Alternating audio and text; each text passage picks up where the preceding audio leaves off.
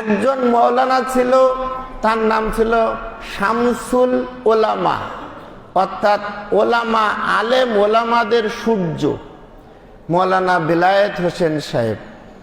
তো উনি আপনার কলকাতা আলিয়া মাদ্রাসার আরবি বিভাগীয় প্রধান ছিলেন। তো উনি হচ্ছে আপনার ওই এলাকার হচ্ছে আপনার তৎকালীন সময় ব্রিটিশ গভর্নমেন্টের যিনি ইস্ট ইন্ডিয়া কোম্পানির যিনি প্রধান ছিলেন, স্যার অ্যাশলি ইডেন।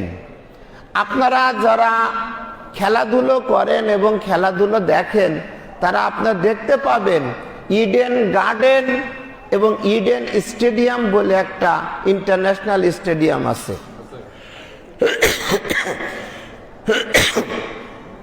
যে স্টেডিয়ামে ভারতের মানে সবচেয়ে নামি দামি ওয়ার্ল্ড কাপ খেলাধুলা হয়েছিল। তো ইডেনের একটা ইতিহাস আছে মওলা পাকের দরবার পাকের। ইডেন উনি আপনার ওই রাজ্যপাল যিনি রাজভবনের যে ওইখানে উনি থাকতেন না, ওনাদের জীবন সুরক্ষার্থে ওনারা ফোর্ট উইলিয়াম দুর্গ ওর ভিতরে ওনারা সুরক্ষিত জীবনযাপন করতেন। এই সুরক্ষিত জীবনযাপন করার পরে ওনার স্ত্রী ছিল খ্রিস্টান, তাই তিনি মুসলমানের কাছে ফার্সি ভাষা তিনি শিখতেন। উনি মৌলানা বেলায়েত হোসেন, তিনি মওলা পাকের একটা গোলাম ছিলেন।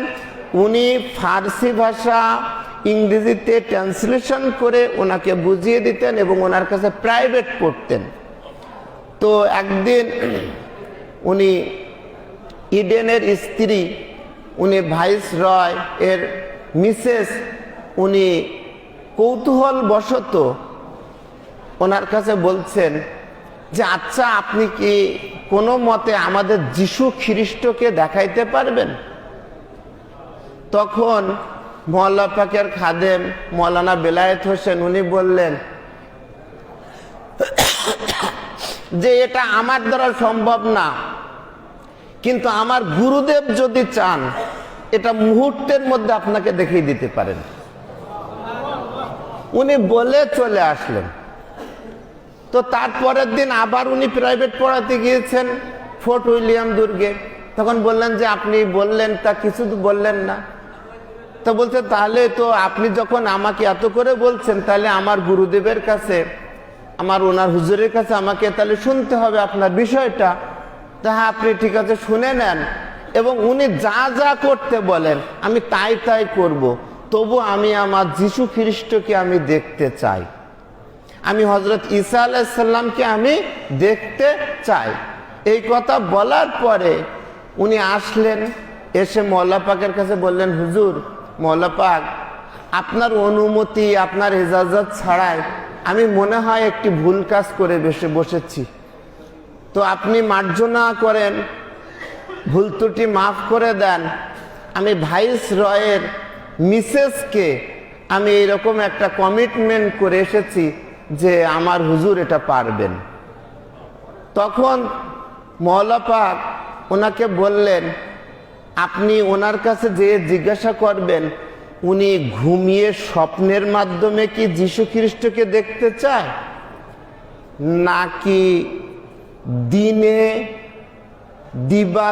দিনের বেলা খালি চোখে চর্ম চোখে হযরত ঈসা আলাইহিস সালামকে দেখবে। তখন তিনি বলছেন, ওনার মিসেস রয় বলছেন যে কি বলেন, যেখানে খালি চোখে দিনের বেলা দেখার অপশন রয়েছে সেখানে আমি কেন ঘুমিয়ে দেখতে যাব? তখন মওলা পাক বললেন, যাও ওদেরকে বলে দাও যে আগামী 10ই মুহররম লালবাজার পুলিশ হেডকোয়ার্টার্সের সামনে দিয়ে একটা মিছিল পাক যায়। সেই মিছিল পাকের শেষে নাকারা বাজে। সেই নাকারা বাজার নিচে আপনার তার পিছনে একটা তাজিয়া পাক, তবুত পাকের একটা মিছিল পাক যাবে। সেই তবুত পাক, নিশান পাকের নিচে ওই মিসেস রয়কে তুমি খেয়াল করতে বলবে এবং তারা সেটা দেখতে পাবে। তখন মিসেস রয় তার হাজবেন্ডকে বললেন, স্যার এসলি ইডেনকে বললেন। বলার পরে উনি বললেন যে ঠিক আছে, আমারও তো খুব ইচ্ছা, আমিও যিশু খ্রিস্টকে, হজরত ঈসা আলাইহিস সালামকে চর্মচোখে দেখতে চাই।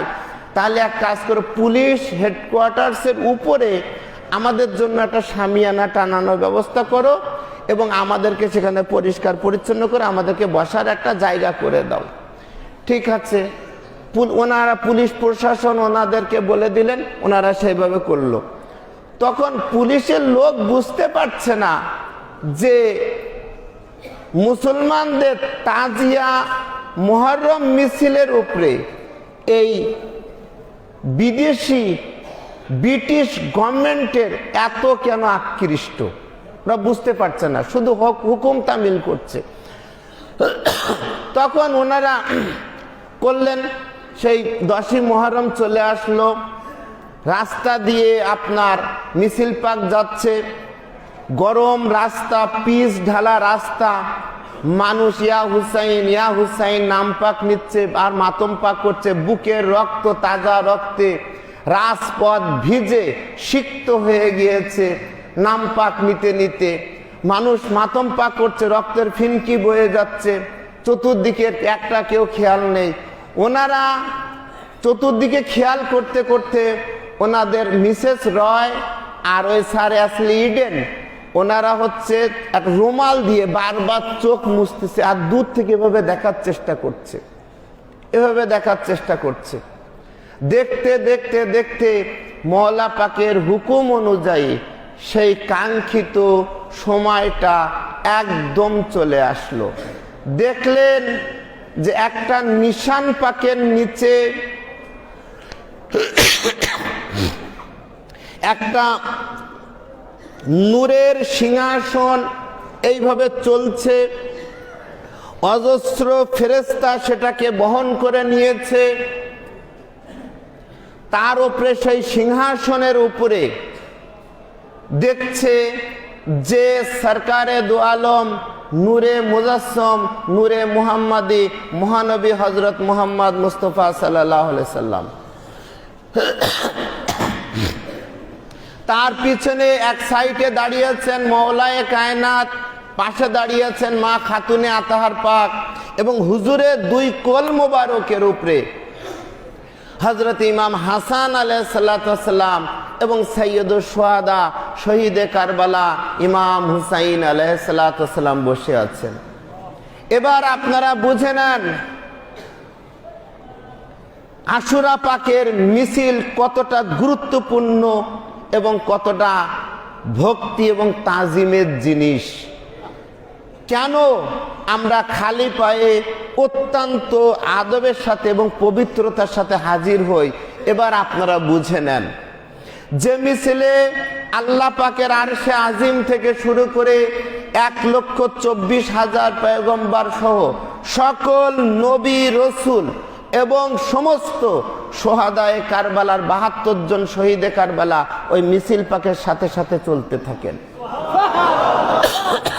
তো তখন তিনি দেখতে লাগলেন যে একটা নূরের পাখা দিয়ে পিছনে খাদেম হিসাবে হযরত ঈসা আলাইহিস সালাম এই পাক পাঞ্জাতন পাককে বাতাস করছে।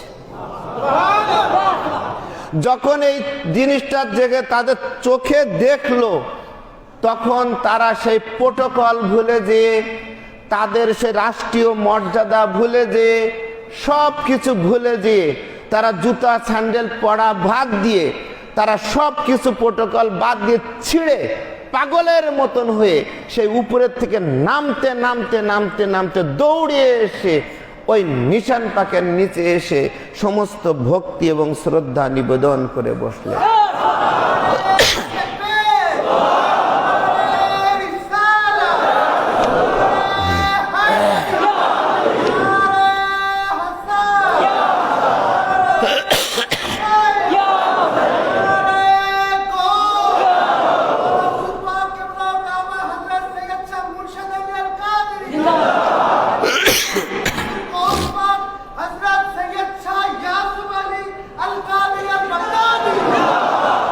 এই ফ্যানটা চালানো যায় না, ফ্যান,